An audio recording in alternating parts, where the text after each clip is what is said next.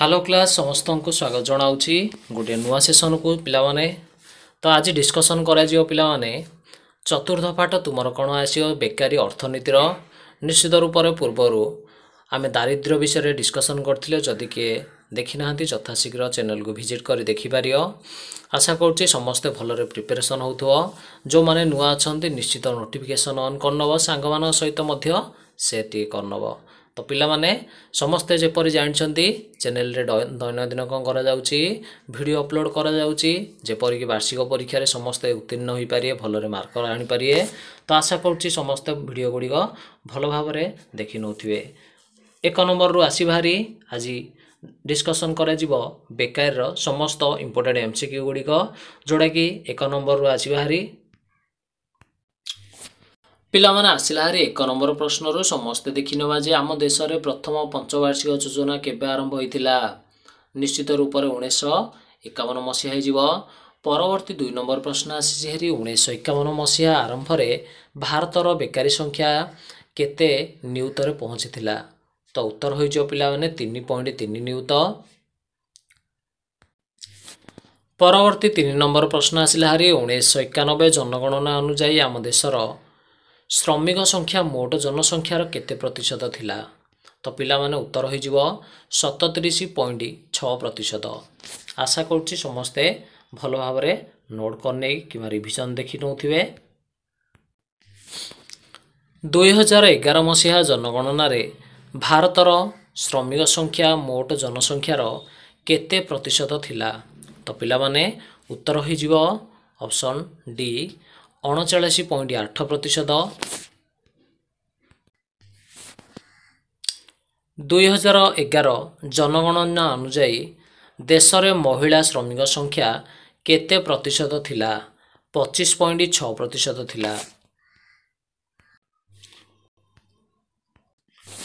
परवर्ती आसिला 6 नंबर प्रश्न साधारणतः नियुक्ति समस्यार केतोटी दिग थाए। तो पिला माने उत्तर होई जियो 2टी मन रखिया। सेपरी 7 नंबर प्रश्न आसिला भारत रे बेकारी समस्या को केतोटी दृष्टि विचार करा जाए। उत्तर होई जियो पिला माने 3टी मन रखिया। उत्तर होई जियो 3टी। परवर्ती 8 नंबर प्रश्न आसी देश रे श्रम शक्ति देशर मोट जनसंख्यार केते अंश। तो मन रखिया उत्तर होई जिवो क्षुद्र केते अंश क्षुद्र अंश। 9 नंबर क्वेश्चन साधारणतः भावे नियुक्ति पाइथिबा श्रमिक मानक उत्पादिका शक्ति किपरि होई थाए। तो मन रखि नव कम मन रखि नव समस्ते कम होई थाए। 10 नंबर को आसी भारी जातीय रिपोर्ट अनुजाई अन्यान्य उन्नति देश मानकर तुलना रे आम देशर क्यों श्रमिक संख्या बहुत कम। मन रखिया तो पिला माने उत्तर होई जिवो महिला संख्या। नेक्स्ट आसिला बेकारी को केते भाग रे विभक्त करा जायछि। तो पिला माने बेकारी को 5 भाग रे विभक्त करा जायछि। 12 नंबर क्वेश्चन जड़े कार्यक्षम व्यक्ति जदि कौनसी उत्पादन कार्य रे नियोजित न थाए आमे ताकू कौन कहिबा। तो निश्चित रूप से ताकू आमे कहया बेकारी। नेक्स्ट आसिला हारी 13 नंबर प्रश्न ऋतुकालीन बेकारी केउठारे देखा जाती। पिला माने ऋतुकालीन बेकारीडा कृषि रे देखा जाए। केउं प्रकार देश रे ऋतुकालीन बेकारी अधिक थाए। तो मन रखिया जोड़ा कि कृषि प्रधान देश ऑप्शन बी हे जिवो उत्तर। 15 नंबर आसिला केउं देश रे संस्थानीय बेकारी देखा जाती। तो पिला माने भारत रे उत्तर हे जिवो कोठी निश्चित रूप से उत्तर हे जिवो भारत। केउं अंचल रे प्राविधिक बेकारी अधिक देखा जाती। तो पिला माने सहरांचल रे କେଉଁ ଦେଶରେ ସଂସ୍ଥାନୀୟ ବେକାରୀ ଦେଖାଯାଆନ୍ତି? ନିଶ୍ଚିତ ରୂପରେ ବିକାଶୋନ୍ମୁଖୀ ଦେଶ ଯୋଡ଼ା। ରିକ୍ସା ଚାଳକ କେଉଁ ବେକାରୀର ଅନ୍ତର୍ଗତ ପିଲାମାନେ?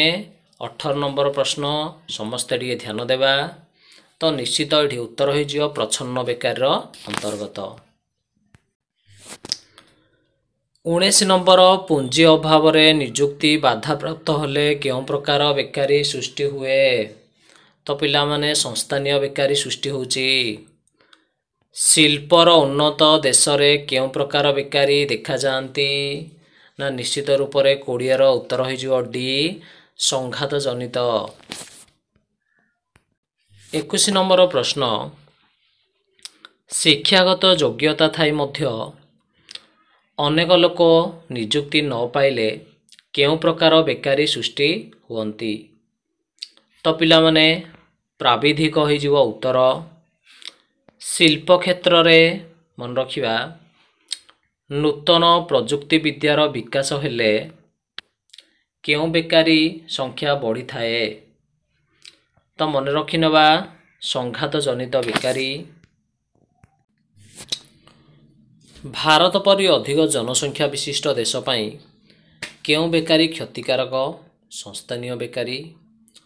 24 ନମ୍ବର ଆସିଲା, ଭାରତରେ କୃଷି କାର୍ଯ୍ୟ କେଉଁ ଭିତ୍ତିକ ହୋଇଥାଏ?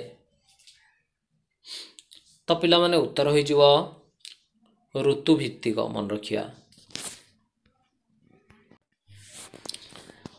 ନିମ୍ନ ମଧ୍ୟରୁ କେଉଁଟି ବେକାରୀ ଦୂରୀକରଣର କାର୍ଯ୍ୟକ୍ରମ ଅଟେ? ତ ପିଲାମାନେ PMRY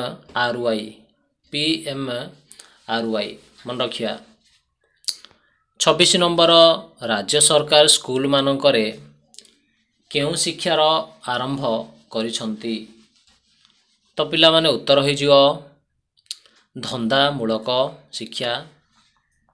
27 ନମ୍ବରକୁ ଆସିବା ହାରି, ଆମ ଦେଶରେ କାହାକୁ ତାଲିମ ଦେବା ପାଇଁ ଧନ୍ଦାମୂଳକ ତାଲିମ କେନ୍ଦ୍ରମାନ ସ୍ଥାପନ କରାଯାଇଛି? ତ ଉତ୍ତର କହିନେବା ପିଲାମାନେ ବେକାରୀମାନଙ୍କୁ ଶିକ୍ଷା ଦେବା ପାଇଁ। ନେକ୍ସଟ ଆସିଲା ହାରି 28 ନମ୍ବର, କୃଷି କ୍ଷେତ୍ରରେ ଆଧୁନିକ ଯନ୍ତ୍ରପାତି ବ୍ୟବହାର ହେବା ଦ୍ୱାରା କାହାର ନିଯୁକ୍ତି ହ୍ରାସ ପାଇଯାଉଛି? ତ ପିଲାମାନେ ଶ୍ରମିକ ହୋଇଯିବ ଉତ୍ତର। ସଂସ୍ଥାନୀୟ ବେକାରୀ ସଂଖ୍ୟା କେଉଁଠି ଅଧିକ? ସଂସ୍ଥାନୀୟ ବେକାରୀ ସଂଖ୍ୟା ପିଲାମାନେ ଶ୍ରୀଲଙ୍କାରେ ଅଧିକ। 30 ନମ୍ବର ଆସିଲା ହାରି, ଭାରତ ପରି ବିକାଶୋନ୍ମୁଖୀ ଦେଶରେ କେଉଁ ସମସ୍ୟାର ଆର୍ଥିକ ପ୍ରଗତିର ମୁଖ୍ୟ ପ୍ରତିବନ୍ଧକ ଅଟେ? ନିଶ୍ଚିତ ରୂପରେ କହିଦେବା ବେକାରୀର। ତ ପିଲାମାନେ ସମସ୍ତେ ଟିକେ ଭଲ ଭାବରେ ଦେଖିନେବ ପ୍ରଶ୍ନ ସହିତ ଉତ୍ତର। ନିଶ୍ଚିତ ରୂପରେ ତୁମର ଯେତିକ ସବୁ ଡିସ୍କସନ୍ କରାଯାଉଛି ସମସ୍ତ ପ୍ରଶ୍ନ ଗୁଡ଼ିକ ମୁଖ୍ୟ ଅଟେ। ତ ଆଶା କରୁଛି ଯେଉଁମାନେ ଜାଣିନାହାନ୍ତି ସେମାନଙ୍କ ସହିତ ଟିକେ ସେୟାର କରିନିଅନ୍ତୁ। ଦୈନନ୍ଦିନ ଆମର ଭିଡ଼ିଓ ଅପଲୋଡ଼ କରାଯାଉଛି ଚ୍ୟାନେଲରେ, ସମସ୍ତେ ଭିଜିଟ୍ କରି ଦେଖିପାରିବ। ତ ବାର୍ଷିକ ପରୀକ୍ଷା ପର୍ଯ୍ୟନ୍ତ କଣ୍ଟିନ୍ୟୁ ଭିଡ଼ିଓ ପ୍ରୋଭାଇଡ଼ କରିଦିଆଯିବ। ତୁମର ବାର୍ଷିକ ପେପର ମଧ୍ୟ କିପରି ଆସୁଛି ନିଶ୍ଚିତ ରୂପରେ ପ୍ରୋଭାଇଡ଼ କରିଦିଆଯିବ। ପ୍ରି ବୋର୍ଡ଼ର ମଧ୍ୟ ପେପର ପ୍ରୋଭାଇଡ଼ କରିଦିଆଯିବ। ସମସ୍ତ ପ୍ରଶ୍ନ ଏବଂ ତାର ଉତ୍ତର ମଧ୍ୟ ପ୍ରୋଭାଇଡ଼ କରିଦିଆଯିବ। ତ ଯେଉଁମାନେ ଚ୍ୟାନେଲ ସହିତ ଯୋଡ଼ି ନାହାନ୍ତି ନିଶ୍ଚିତ ରୂପରେ ନୋଟିଫିକେସନ୍ ଅନ୍ କରି ସାଙ୍ଗମାନଙ୍କ ସହିତ ମଧ୍ୟ ଟିକେ ସେୟାର କରିନିଅନ୍ତୁ। ଧନ୍ୟବାଦ।